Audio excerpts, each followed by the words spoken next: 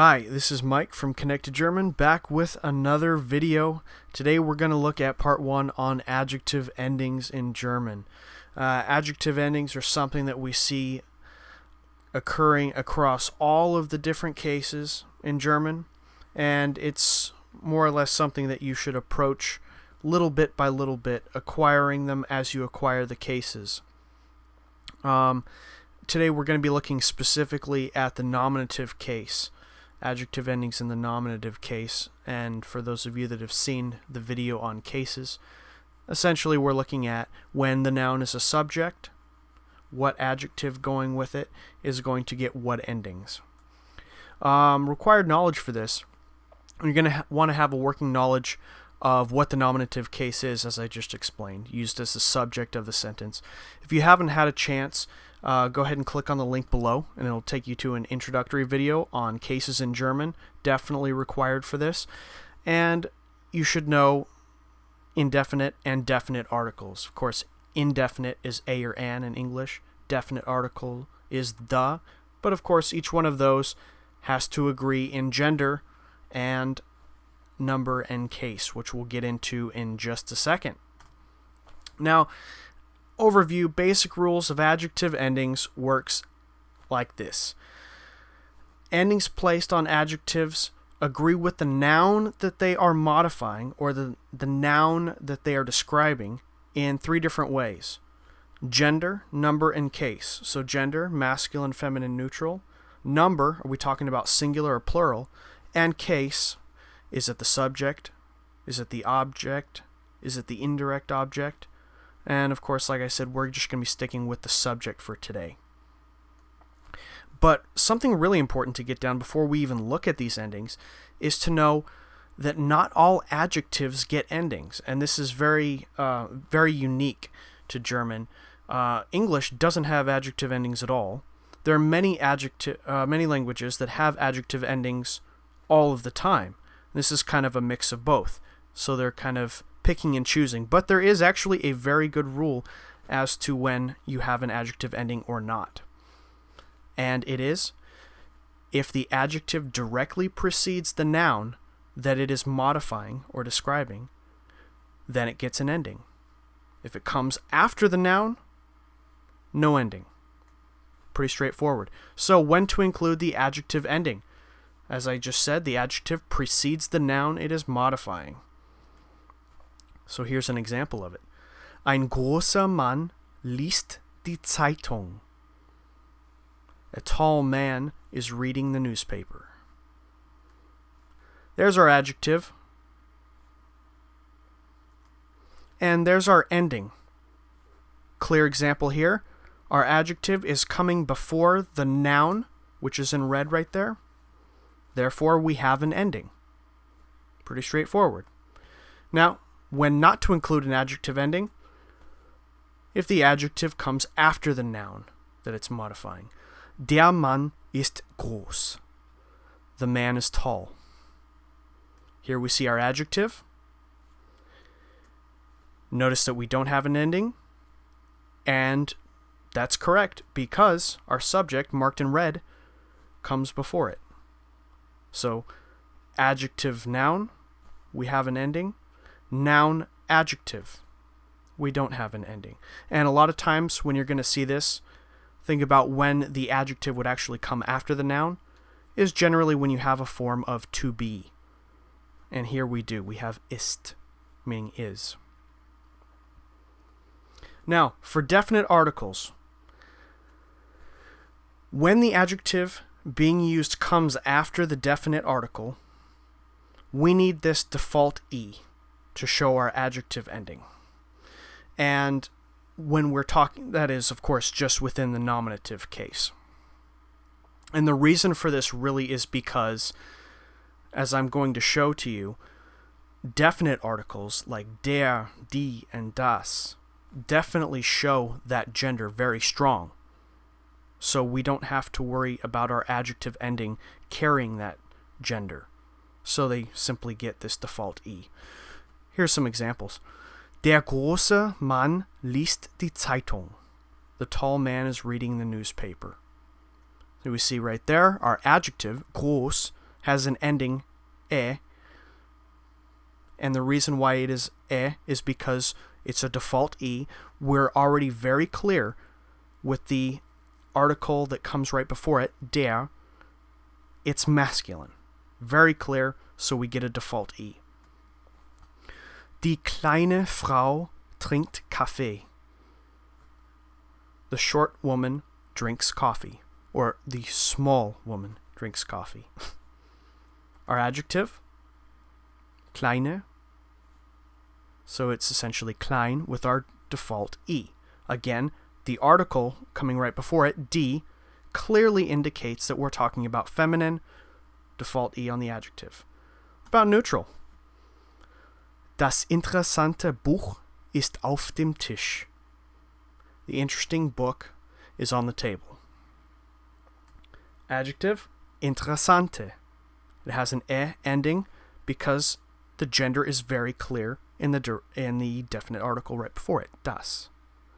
So, again, this is all just with the subject. If you notice, all of the points that I'm pointing out, Mann, Frau, Buch, to show all of the genders, are all being used as the subject. Now, with the indefinite articles, it's a little different. So when the adjective used, it comes right after an indefinite article, we have to have an adjective ending. And the reason here is when we had der, die, das, our definite articles, those were very strong, indicated the gender, so we got a default e. But here with our indefinite articles, ein, eine, and ein, those are seen as a little bit weaker, especially if you look at the first one in parentheses, ein, which is our masculine, and the third one, ein, as well, is our neutral. Not very clear what gender is being used, masculine or neutral, so we'll have our adjective ending come in and save the day. Basically, the strong adjective ending to take over where the indefinite article wasn't strong enough, essentially. Okay, here's some examples. Again, all of these used as the subject in the nominative case. Ein großer Mann liest die Zeitung. A tall man is reading the newspaper. There's our adjective again, but instead of having a default e, we have an er ending for the masculine. Remember, ein isn't quite showing what our gender is. Is it masculine? Is it neutral? We don't know, so we better have that adjective ending show that it's masculine. Notice how it looks a little bit like der with that r on the end. I'm going to come back to that in a second. Second example. Eine kleine Frau trinkt Kaffee. A small or short woman is drinking coffee.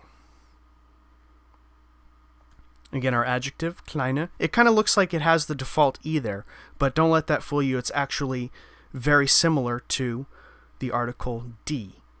It has an e on the end. This is actually a strong ending because it isn't as clear with the indefinite articles. Now, neutral, again, we see here, ein interessantes Buch ist auf dem Tisch. An interesting book is on the table. Again, just like the masculine, we see that our article is ein. So, our adjective, interessant, needs a very strong neutral ending. Notice how it has the s there, kind of like das. So, if we look at those, großer Mann with the er kind of looks like der. Kleine Frau has that e on the ending, just like die. Interessantes Buch has that s on the end, just like das. These adjective endings have to be strong and really come through to show the gender when the indefinite article isn't very clear, especially with the masculine and the neutral. So that's essentially what's happening with these indefinite and definite articles.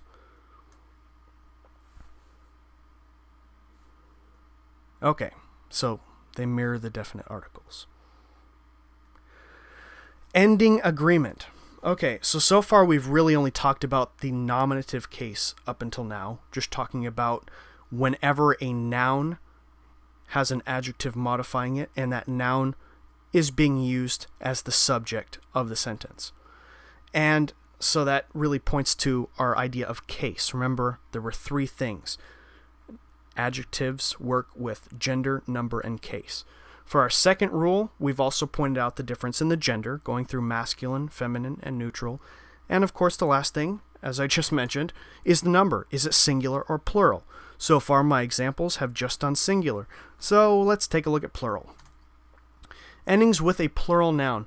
So when we want to use adjectives with plural, like boys, the ending in the nominative case is going to be en. And really, when we're talking about number, remember how I showed this difference between definite and indefinite articles? Definite meaning the, indefinite meaning a or an.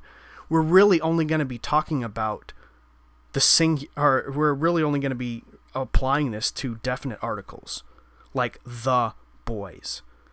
We can't use indefinite articles like a boys. A or an is singular in nature, so you can't have a plural noun with that. So really, we're only talking about definite articles here. Here, there's my example. You can't have a big tables, but you can have the big tables. So that would be wrong. Nothing with indefinite articles here in the plural. So here are the examples. Die kleinen Kinder spielen Fußball. The small kids are playing soccer. There's our plural noun. The adjective coming right before it is klein. And there's our ending underlined, en. Because we're dealing with plural, the article used with plural is obviously die, as you see there. En is our adjective ending. Always with plural nouns when we're talking about the subject. Now, that's pretty much it with plural. So now we've wrapped up examples with gender, masculine, feminine, neutral, number, singular and plural, and case. We've shown that case is a big part of it, although obviously I only showed you nominative case here. So here's basically what it boils down to. Here are your definite articles, meaning the, masculine, feminine, neutral, and plural marked there in orange.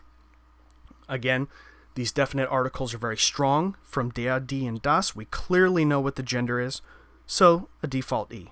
Pretty straightforward. And then recapping our indefinite articles, eine, and ein, not as strong. Again, we don't know the difference here. Is this masculine or is it neutral? So show it in the ending. The adjective ending takes over where these indefinite articles, eine, and ein, fall short. That's essentially what we're dealing with. And obviously, there's no plural here because, again, like you can't have a big boys, right? You can have the big boys, but not a big boys. So our plural endings don't apply to indefinite articles. Little summary here. Again, only when you have an adjective that directly precedes the noun are you going to have an adjective ending. So very clear right there, the most important thing, does it have an ending or does it not have an ending? And then once we make sure that it has to have an ending, we have to make sure that that correct ending is agreeing with the noun in, what were the three again? Gender, number, and case. So this video only looked at the nominative case when we're talking about nouns used as the subject of the sentence. So I guess that means that in part 2, in addition to recapping this and giving you a short quiz on these basic ideas, we're also going to look at adjective endings in the accusative case, when a noun is being used as the direct object. Thanks for watching. Make sure you stop by connecttogerman.com for more videos and tips for learning German, and we'll be back in a little bit to bring you part 2. Stay tuned.